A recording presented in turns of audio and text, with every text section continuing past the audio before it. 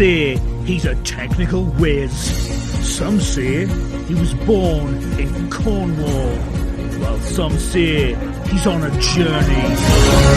It's The Journey, and here's your host, David Hackett.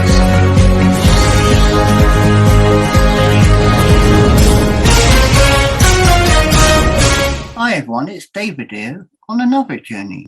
She is an acupuncture physician, naturopath, author of the best-selling book Finding Your Lost Child, Understanding Allergies, Nutrition and Detox in Autism Spectrum Disorders, and creator of the Allergy Kit, which is a natural, easy process to eliminate allergies with pain, drugs or needles. And no doubt she'll talk to us about that. Welcome, Ynge. Ljung. Thank you. How did this for you as a person? How did your journey start in this way for your profession? Well, it started when I came to the United States in 1990. I used to live in Venezuela, where I was a potter, totally different thing. So I was an artisan and an artist, and I used to go to acupuncture every week, just to be relaxed and keep my neck and shoulders in check. Sorry about that.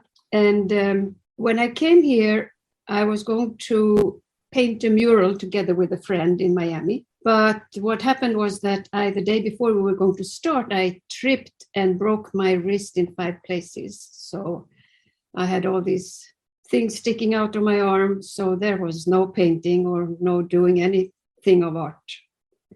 And so I didn't really know what to do. And I started to go to acupuncture for healing of my arm. And I said, and that was at a school. So I said, well, maybe I should just start to study acupuncture. I have been interested in health all my life. And my first education was as a chemical engineer, and not getting a job as a female engineer. I worked in hospitals, in labs. So I was kind of into that anyway. And so that was how I started my journey as an acupuncture physician. And I loved it. In the beginning, it was hard. I was older. When I started school, it was not as when you are 20 years old to start to learn things again. And this was a totally new language, no pun intended. Yeah. So that's how I started. And when I started to understand what it was all about, I understood it, that it was totally different modality than anything else. Yeah, so going back to what you're saying, so you became an acupuncture physician. For people who don't know, what is a naturopath? Well, it's often they do acupuncture too. It depends. It's in different parts of the country. In Florida, there is no licensure for it. So, but I'm licensed as an acupuncturist. So it's a lot of things are the same. Naturopaths use more American herbs, for example, and they also are more maybe into functional medicine, which is more of a what do you say, when it's you prevent, you don't wait until you're sick, hopefully. It's a lot of prevention. You can, for example, the tests are totally different from medical doctors. The ratios are lower, so you can catch people when they have something maybe coming on, like diabetes or something, and treat it and with food and diet changes and lifestyle changes. Yeah. So the two modalities have a lot in common. So it's very similar sounding, but it's just different. Yes. So you think, I don't know when you started wanting to write this, because you said about being the best-selling book, Finding Your Lost Child, Understanding Allergies, Nutrition and Detox in Autism Spectrum Disorders. Was Yeah. autism that was key to that book? No, it was what happened was that after a couple of years of working with acupuncture, I found some people didn't get the results I wanted or they wanted. And I started on a quest to find out why. And I found that allergies was a big part in people's health, mental health, pain and aches and pains in general, digestive problems, and of course, all the other sneezing and eczema and all that. Mm-hmm. And once when I started with the allergies, I started to see autistic children or children on the spectrum. And many, of course, they didn't really come for the allergies because at that time, and still today, many people don't understand that, for example, temper tantrums and so-called bad behavior in these kids is bad behavior. It's an allergic reaction. So neither the parents nor the kids can help that this happens. And what's also so hard is that, for example, they go to school and often on Fridays they get, for example, pizza or something or cake or something that is definitely detrimental to these kids. So they get their outbreaks and meltdowns, and it's a problem. Because I know from my experience, and this is one thing my listeners and viewers always know I always relate to myself in certain circumstances. And I remember being in school, as they would call it in England, a primary school, over in America it's known as elementary school. I used to have behavior problems, and they labeled it as behavior problems. In later life, I found out it was down to all, because I was diagnosed at the age of 18 with autism, Asperger's. Mm-hmm. But when I was growing up, they didn't give me those tests to find out whether I was on the spectrum or not. That, for so long, I was blind to the fact of knowing about autism. And they didn't know. Yeah, and, when I was in school, this was the late 80s, early 90s. I'm now 38, and I'm still coming to terms with my diagnosis of Asperger's, autism, whatever you want to label it as, because for so long I was blind to it, and I chose not to accept it. And to the point, people do ask me now, how do you want to be known? And I said, I want to be known as David. I don't want to be known as David with Asperger's. I don't want to be known as David with autism. Yeah, I totally agree. I don't like that we have to be put in boxes. Yeah. And that you are that box. No, you're not. You have certain things that may be a hinder. Then you have other things that are probably great. Mm. Because I know with high functional, like, for example, you say you have been diagnosed as Asperger. Most of you are highly intelligent and often think in a out of the box, and maybe that's what's not so accepted.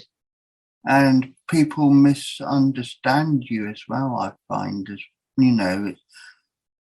without majorly going into people and how they perceive me. There's some individuals that are in my life now, not immediately in my life, but who I come into contact with, and they don't understand the functionality of how my mind works, and they misunderstand me, and I feel frustrated because then I think, am I doing the right thing? Am I doing the wrong thing? Luckily, I got the right support behind me to actually say, yes, David did do this, David did do that. But it's got to a stage now where my mind's overloaded with that individual just for not being able to understand me. Yes, I wonder, I think you would also probably benefit from doing the allergy kit. Because allergies, I do use the term allergies very loosely since I have an allergy kit, but it includes the intolerances and and what are the other called when you have too much of it? So these three allergies, intolerances, and senior moment. Don't worry, everyone. She's 21 years old. So, because, as well as sometimes people get indigestion and feel bad, that's because of some kind of an allergic or sensitivity reaction. The gut and the brain are so intimately connected that the gut is called the second brain, for example. So having allergies and maybe have gut problems, most of the kids on the spectrum, they have serious gut problems. So by not maybe realize, especially as children, they don't really, they have tummy pains maybe, but they don't put it together that their brains feel different also. So that they are getting angry or they're getting sad or they're having all these weird emotions that they don't understand. And it can be a lot from not only what you eat, but also the environmental allergies. Yeah, I learned that over time because I also suffer from eczema. And they put me through so many tests because they trying to determine, this is when I was growing up, they wanted to determine what was causing my eczema to flare up. They wanted to know whether it was because of developmental. They wanted to want to know if it was physical, if it was anything I was eating. So for the first 6, 7, up to age of 10, I was limited to not eating pork. I was limited to not eating tomatoes or anything with tomatoes in it. Eggs I couldn't eat. I couldn't have proper dairy because these little things they thought could trigger my eczema. Yeah. It's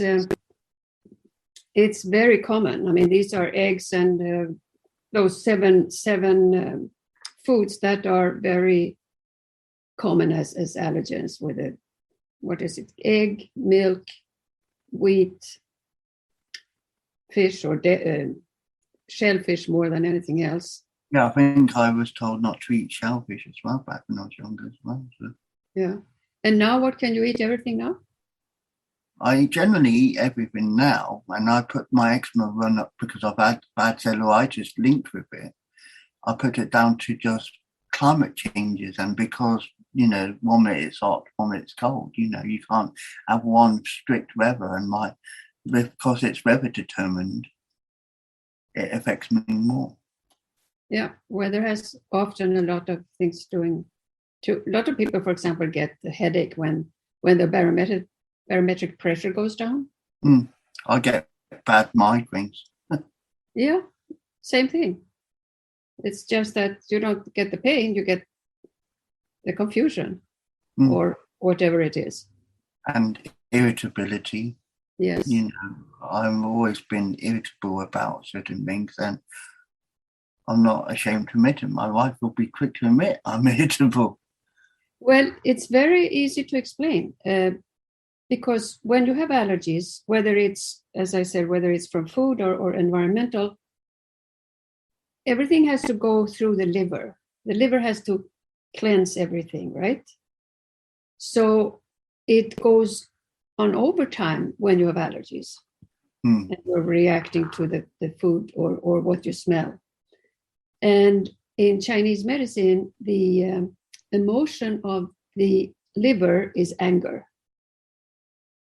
So the more toxic you are, the more angry you get or irritable or frustrated. All these things, they have to do with the liver, that the liver is overworked. So overcompensating for the things that you're putting into it, if that makes sense. You compensate by, I didn't understand. Yeah, basically, when you you say about feeding your liver and your liver gets angry. Is it trying to compensate what's been put into the liver to filter? Is it trying to make it better for itself? Yes, of course, that is, but the side effect is anger because the liver has to work so hard. So if you can take something to calm the liver, like, for example, dandelion or milk thistle or something like that, some herbs that are good for the liver, you can help the liver to detox. And of course, stay away from the things that makes you not feel good. Mm. So that's really why I created the Allergy Kit. Yeah.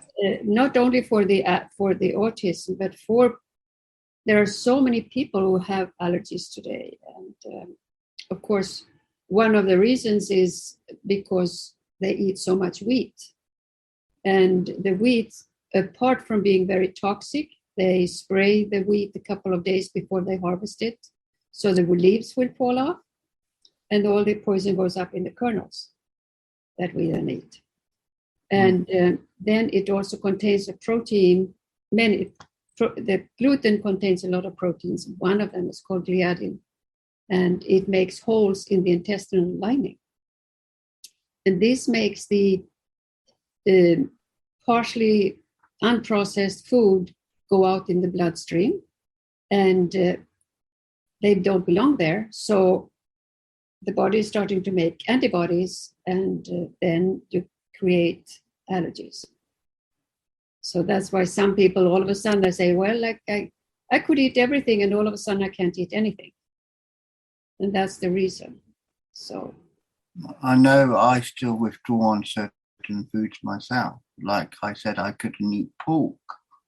And I still, don't get me wrong, I eat pork sausages, I eat the odd occasion pork chop, but I don't eat bacon, I don't eat ham, I don't eat gammon, I don't eat things like that. Yeah, these are also all processed foods, which is adding more because they all have sugar, they have nitrates, and they are cured. So they have other chemicals in them and they are processed. And that is definitely it's not good for us. So leading a healthy lifestyle, if you did this allergy test, what you've made, would it help you understand where you can go right, where you can go wrong? It's not a test. It's really a treatment.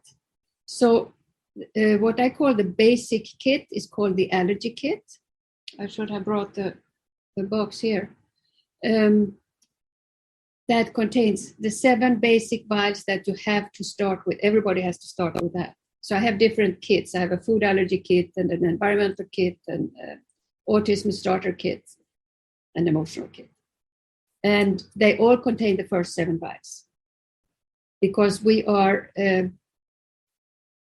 everybody is sensitive to these 7, the things that are in these 7 vials. So for example, the first vial contains the energy of egg, chicken, milk, dairy, vitamin C, and parasites.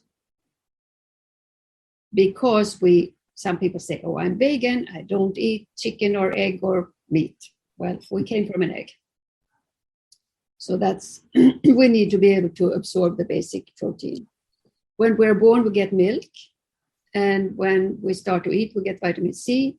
And we are warm-blooded animals, and we all have parasites, even though they don't find them, but we have them.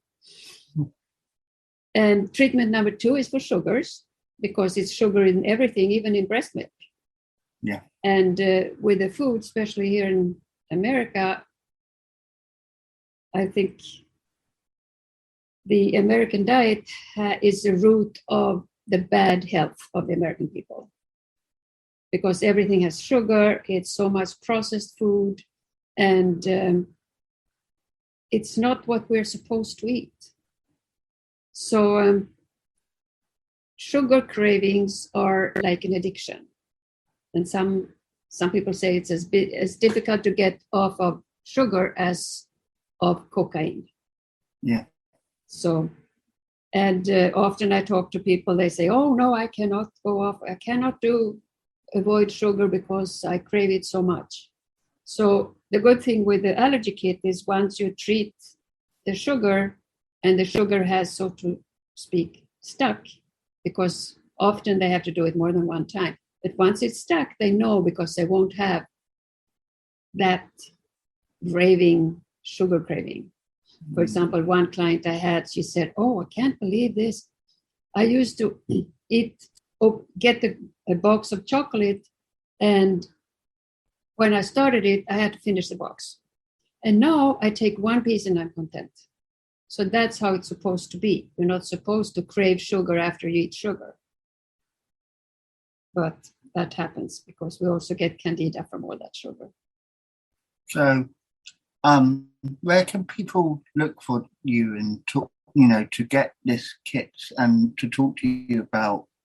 So I have a website. It's called the allergykit.com. Very easy. And I'll put it in the channel down. I put it in the chat? No, I will do.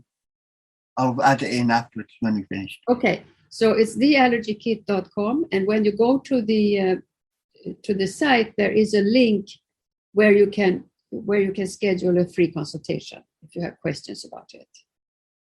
Okay. So, is there anything else you'd like to talk about today that would help people looking forward into the new year, into 2022? Yes, I know, for example, many people, they are struggling with their weight. And I will have some webinars about weight.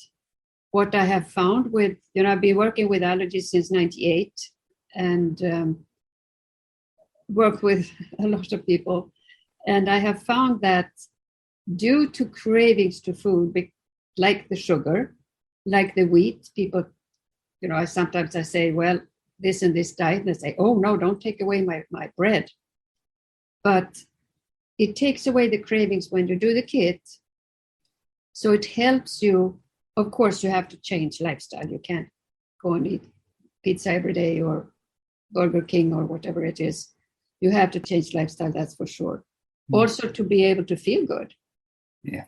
So nutrition is very, very important. And I also do coaching with the kit because many people, they feel much, much better, but they still have problems because eating sugar and processed food for many years can really make people sick. Okay, so like I said, when we finish and I do the editing, I'll make sure the link is shown somewhere down below, but I'll put it in the description for YouTube as well as the podcast. Okay, very good. But Ynge, it has been a pleasure to get to know you, to talk about allergies and hoping this will reach the right people and help them look forward to a more positive way of looking at things. And yes, and that's one thing more. When you have allergies and gut problems, you don't have the feel good hormone serotonin because that's made almost 100% in the stomach, in the gut. Yeah, so that's another thing to think about. So lots of things to think about. It was so nice to talk to you.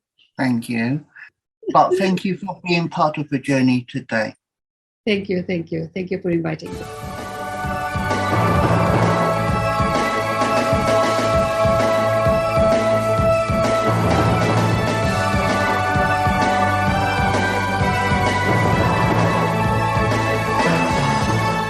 That was The Journey, hosted by Wise Words Imaging, hosted by David Hackett, produced by Melissa Hackett.